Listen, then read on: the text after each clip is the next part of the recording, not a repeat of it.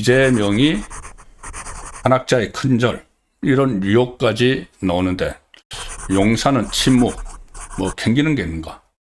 보통 이 정도 나오고 뭐 큰절을 했다고 나오고 그리고 이 진명칠인의 이 임종성이 결국은 이재명에게로 가는 길목 아니냐? 통일교 로비에 있어서 그런 분석들도 나오고 또 이재명 대표 시절에 임종성의 소개로 통일교 넘버 3가 이 당직을 맡았다. 뭐 한인 민주회의든가요. 당직을 맡았다. 통일교 그 고위직에 있는 사람이 그런 보도들이 쏟아지면은 용산에서 강유정이든 김남준이든 대변인들이 그거 잘못된 보도다, 헛소문이다 이런 이야기가 당연히 나오죠. 근데 제가 지금 조금 전에도 찾아보니까는 그것과 관련해서 나온 논평이나 브리핑 같은 것이 없습니다. 자, 그러면은 왜 그럴까? 혹시 이 섣부르게 이렇게 대응을 하고 했다가 뭐 다른 확실한 이게 뭐가 팩트가 터져버리면은 더 난감해지니까 그런 것 아닌가 그런 생각도 하게 됩니다. 가령 뭐 한학자와 절대 만난 적이 없다. 가령 예를 들어서 절대 만난 적이 없다. 헛소문이다. 이렇게 부인을 했는데 사진이라도 하나 나와버리면 한학자와 악수를 하든 뭐 이런 사진이라도 하나 나와버리면 완전히 상황이 종료되는 거죠. 과거에 김태호 의원이라고 있지 않습니까? 김태호 의원이 그때 국무총리 지명을 받았을 때 이명박 정부에서 그때 박연차 씨와 주로 아는 사이다. 그래서 뭐 지원을 받았다 이런 이야기들이 막 나왔는데 그때 그 김태호 의원이 나는 박연차와 일면식도 없다고 했습니다. 그런데 경남 쪽의 신문에서 박연차와 김태호 의원이 같이 물론 여러 명이 있지만 같이 찍은 사진이 나와버렸죠. 같이 찍은 사진이 나오니까는 이것은 뭐 여러 명 만나다 보니까 기억을 못했다고는 말은 했지만 어쨌든 사진에 나오니까 그걸로 상황 종료되고 김태호 그 총리 지명자는 낙마해버렸죠. 그래서 이런 뭔가 지금 진행 중이고 새로운 게 언제든지 뭐가 터져 나올지 모르는 상황이어서 이걸 용산이 제대로 대응을 하지 못하는 것 아니냐. 그러니까 의도적으로 침묵하는 것 아니냐. 이런 분석도 나오고 있습니다. 그렇다고 해서 이게 잠잠한 것이 아니죠. 지금 확산일로를 걷고 있는데 오늘은 강선우 이름까지 나왔습니다. 강선우 이름. 강선우뿐이 아니고 오늘 새로 나온 이 사람들이 이 강선우, 노영민 전 대통령 비서실장, 김현철 전 통일부 장관, 이종석은 그전에 또 나왔었고 그리고 국민의힘에서도 한 명씩 이렇게 끼어 들어갑니다. 윤한홍 의원 같은 사람들이 다 통일교에서 접촉을 했다고 지금 나오는 인물입니다. 그중에 강선우 저번에 뭐 국회의원 보좌관 갑질로 논란이 됐던 인물인데 강선우 의원 이름까지 나왔습니다. 이 중앙일보 단독 기사를 보면은 지금 각 언론이 막 취재를 하고 있기 때문에 단독 기사가 막 쏟아집니다. 특히 좌파 매체 한겨레가 지금 제일 부지런하게 이 막 기사들을 쏟아내고 있습니다. 뭔가 여권 안의 무슨 뭐 역학 경쟁 구도가 이너서클에서 주도권 다툼이 벌어지는 것 아닌가 싶을 정도로 막 쏟아지는데 사실 좀 잠시 후에 말씀드리겠지만은 일종의 그런 측면도 있습니다. 지금 그 좌파에서 통일교 관련해서 대응하는 게 좀 다릅니다. 친명하고 친문 구분해서 대응을 합니다. 그 부분도 좀 봐야 되는 것이 나중에 이게 좌파 분열의 씨앗이 될 수가 있죠.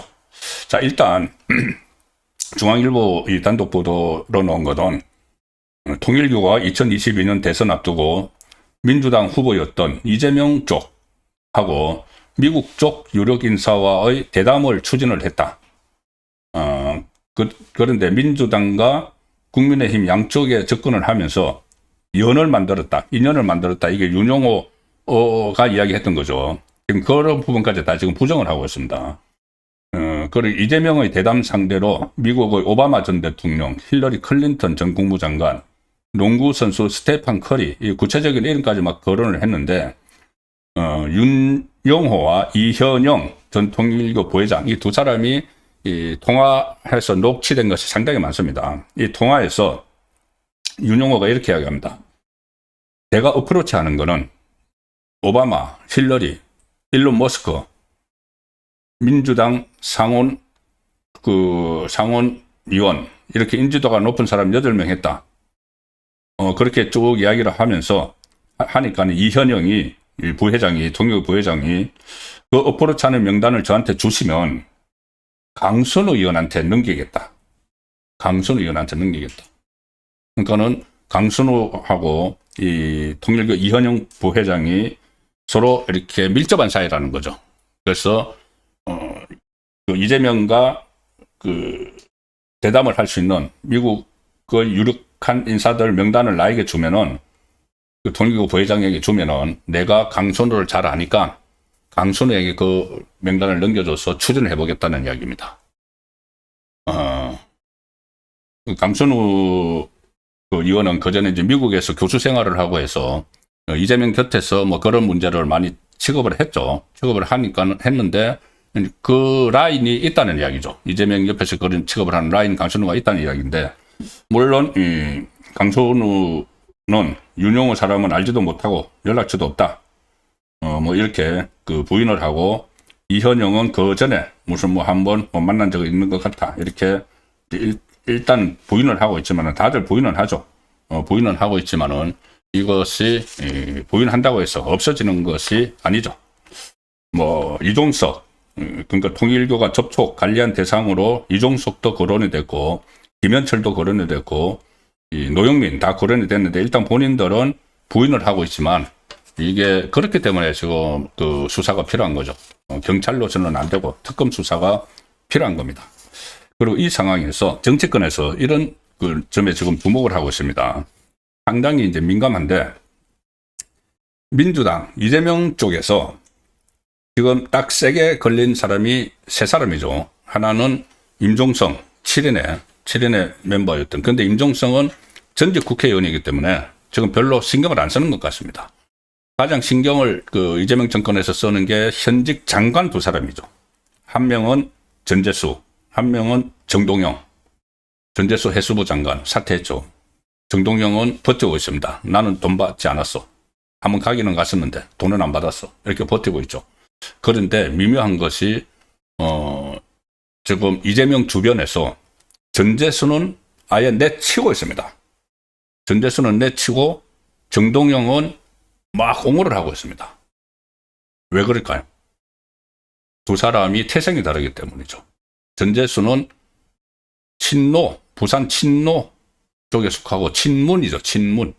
친문재인, 부산의 친노, 친문 계열 사람입니다. 그런데 그 지방선거를 앞두고 전재수, 그러니까 그 박형준 시장으로부터 시정을 그 뺏어가야 되기 때문에 가장 박형준 그 현재 국민의힘 소속 시장과 그 대결을 할 만한 인물로 전재수를 꼽아서, 이 친문이지만은 전재수를, 다른 사람이 없으니까, 친명이 없으니까는 전재수를 꼽아서 해양수산부 장관도 시키고, 해양수산부를 부산으로 이전시키고, 유관기관도 다 이전시키면서 잔뜩 힘을 실어줬죠. 힘을 실어줬는데 이게 딱 걸렸는데, 걸린 것도 이재명을 위해서 한 게 아니고 문재인을 위해서 하다가 걸린 거죠. 그러니까 문재인 정권 때 있었던 일이죠. 이 한일 해저터널 이거 로비하기 위해서 전재수 쪽을 선택을 했다. 그래서 윤용호가 또 그런 말도 했습니다. 왜 전재수냐? 문재인의 핵심 측근이기 때문에. 그렇게 이야기를 했습니다. 그러니까 이재명으로서는 봐줄 이유가 없죠. 원래는 부산시장 카드로 써먹으려고 했는데, 이게 그 카드가 써먹기가 어렵게 써먹을 수 없게 된 거죠. 그러니까 그냥 손절을 해버리는 겁니다. 그런데 똑같이 돈 안 받았다고 부인을 다, 2사람 다 부인하죠. 전재수도 부인하고 정동영도 부인하는데, 정동영은 맞아, 안 받았을 거야. 그러면서 계속 힘을 실어주고 있습니다. 왜냐? 정동영은 이재명의 멘토이기 때문이죠. 이재명이 처음에 중앙정치권에 들어온 게 정동영 때문입니다. 정동영이 그때 2007년 대선 때 이명박하고 대결을 했을 때, 이명박 후보하고 대결을 했을 때, 그때 정동영 대선 캠퍼의 부대변인으로 처음에 들어온 게 이재명이죠. 그래서 이재명은 정동영이 멘토입니다. 그러니까는 정동영은 지키는 거죠. 장관도 시켜줬고. 실제로 오늘 박수현 민주당 수석 대변인이 전재수에 대해서 중요한 것은 이제는 철저한 수사로 본인의 무고를 밝히는 방법밖에는 달리 방법이 없다. 완전히 잘라버립니다. 확실한 근거는 없는 것이지만 금액과 날짜 등이 구체적으로 보이기 때문에 국민들 눈높이에서 보시면 구체적인 혐의가 있는 것처럼 보이는 상황이다. 어차피 본인이 수사로 무고 여부를 밝혀야 하는 상황이라는 판단을 할 수밖에 없다. 딱꼬리 자르기 바로 들어가죠. 이현주 또 최고위원인데 여권 인사일지라도 통일교 연루 의혹에 대해서는 지휘구와 구분 없이 엄정하고 철저하게 수사해서 밝혀야 된다. 엄중한 처벌이 필요하다. 철저한 진상규명과 엄정한 처벌이 필요하다. 이렇게 아주 냉정하게 잘라버립니다. 반면에 이 정동영에 대해서는 정동영도 윤용호를 한 10분가량 만나서 차는 마셨다. 그까지 가서 왜 그까지 갑니까? 어쨌든 거기 가서 뭐 동창들하고 같이 가서 차를 마셨다. 이렇게 여기까지는 이야기를 다 했는데도 조금 전에 냉정하게 전재수를 잘라야 따르는 발언을 했던 박수현 수석 대변인이 정동영에 대해서는 정동영 장관은 논란의 여지가 없는 것 같아. 논란 없어. 괜찮아. 이렇게 죄 없는 것 같아. 이렇게 막 옹호를 합니다. 또 다른 박상혁 원내 소통 수석도 라디오에 나가서 상황들이 다 다르다. 만났다고 해서 돈과 연결하는 건 부적절하다. 정동영이 윤용호를 만났다고 돈 받았다고 왜 이야기해? 그건 아니야. 이렇게 그러면은 이제 전재수 친문 쪽은 완전히 손절을 해버리면서 꼬리 자르기를 하는 거죠. 그 여파가 될까봐. 그리고 어차피 이것은 문재인 정권 때 이 돈을 받았다고 해서 그러면은 지금 친문 쪽에서는 또 부글부글 끓겠죠. 그래서 아마 이것과 관련해서 좌파의 분열도 생길 걸로 예상이 됩니다. 그 상황에서 어쨌거나 이렇게 하거나 저렇게 하거나 이재명의 지지율은 팍팍 떨어지고 있습니다. 자, 갤럽 조사 제가 잘 못 믿는다고 몇 차례 말씀을 드렸죠. 그런데 어쨌든 추세는 읽을 수가 있죠. 추세. 올라가느냐 떨어지느냐. 이 추세는 읽을 수가 있는데 갤럽도 오늘 이런 결과를 내놨습니다. 윤용호 폭로 오늘 철회를 했지만은 또 말을 바꿨지만은 폭로로 이재명과 민주당 지지율 동반 급락했다. 이재명 지난주 지지율이 말도 안 되죠. 사실 62%였는데 어쨌든 이번 조사 시 일주일 사이에 6%포인트가 떨어졌다. 그래서 56% 나왔다. 일주일에 6%가 떨어졌다는 겁니다. 한국 갤럽 조사 기준으로 이 최대의 낙폭, 이재명 집권하고 나서 최대 낙폭을 보였다. 6%가 일주일 사이에 떨어진 거. 부정평가는 반면에 5%포인트가 늘어나서 34%였고, 특히 민심의 바로미터인 서울에서 이재명 지지율이 62에서 53으로 9%포인트 떨어졌다. 대전, 세종, 충청에서는 59%로 69에서 59로 10%포인트나 급락했다. 이제 앞자리는 참 믿기 어렵죠. 충청에서 무슨 70% 가까이 지지율이 나왔겠습니까? 그런데 어쨌든 오늘 발표된 거는 그때보다 10%포인트 떨어졌다는 거고, 민주당도 40%, 전주보다 3%포인트 하락. 이런 상황. 그러니까 이재명의 지지율이 지금 급락을 하는 그런 추세가 시작이 됐습니다. 그래서 취임 6개월 만에 가뜩이나 불안한 이재명 정권이죠. 이재명 정권이 이제 내리막길로 접어들고 있는 것 아닌가. 거기에 이제 결정적인 계기가 되는 것이 바로 이 통일교 게이트인데, 통일교 게이트가 걷잡을 수 없이 지금 번져나갈 가능성이 상당히 높습니다. 일단 윤용호 씨는 말을 주워 담았지만은 본인이 폭로를 했던 것들도 다 주워도 않고 새로 명단을 다 까겠다고 했는데 그것도 일단 집어넣었지만 명단을 찢어버린 건 아니죠. 캐비넷에 집어넣는 거죠. 언제든지 다시 꺼낼 수 있는 그 상황이고, 또 특히 이재명과 직접적인 연결성, 이재명이 윤용호를 통해서 내가 한학자 총재 만나보고 싶다는 메시지가 왔다고, 그것도 윤용호 씨가 이야기했죠. 그런데 그 메시지가 왔다고 하니까는 통일교 다른 간부가 그러면은 내가 정진상하고 이야기를 해보겠다. 그 모든 길목에 있는 이재명으로 향한 의혹의 모든 길목에 있는 정진상 이름도 지금 나왔습니다. 그러니 이것이 쉽게 덮일 일은 아니고, 첫 번째 폭탄을 맞은 것이 갤럽 조사 6%포인트 추락을 했다.